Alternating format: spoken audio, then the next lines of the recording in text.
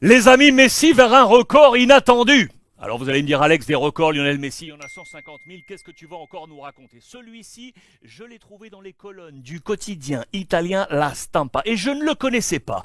Regardez, Messi fait actuellement partie d'un cercle très fermé de 6 buteurs à avoir marqué dans la même Coupe du Monde, en huitième, en quart, en demi. Imaginez si Messi venait à marquer en finale face à l'équipe de France, il serait le seul et l'unique. Voici les 5 autres noms.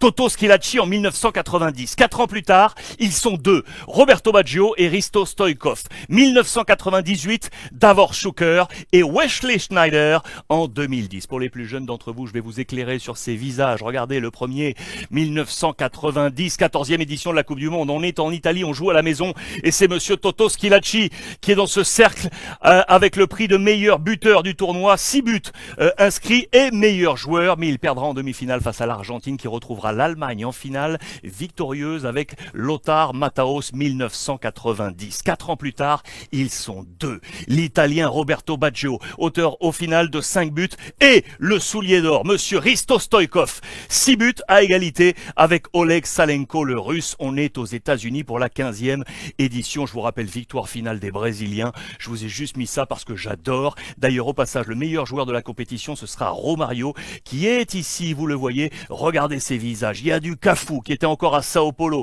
Il y a du Taffarel dans les buts. Il y a du Ricardo Rocha. Il y a du Mauro Silva, du Rai, du Bebeto, du Müller, du Dunga, Branco. Ricardo Gomes, c'était un grand Brésil victorieux face à cette sélection italienne de Roberto Baggio. Je vous emmène maintenant en 1998. La France, bien évidemment, qui est sacrée. Le soulier d'or, celui à avoir marqué en huitième, en quart et en demi. Il est là, monsieur Davor Šuker, le Croate, le meilleur joueur de la compétition. C'est lui, monsieur Ronaldo, mais l'équipe de France, bien évidemment, qui prend ce sac de 1998 avec monsieur Didier Deschamps, le sélectionneur aujourd'hui de nos Bleus pour affronter l'Argentine en finale. Et puis, il est là, monsieur Wesley Sneijder. En 2010, on est en Afrique du Sud, c'est la 19e édition de l'histoire de la Coupe du Monde.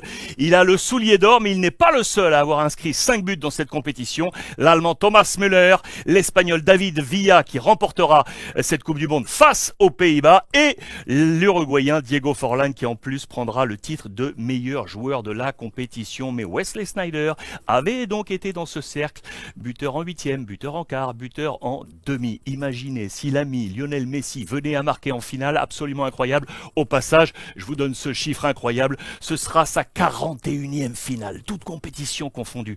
41e finale, il en a gagné 28 sur 40 et il a marqué déjà 33 buts. Va-t-il marquer ce nouveau but face aux Bleus et être le seul détenteur de ce record? La réponse, dimanche.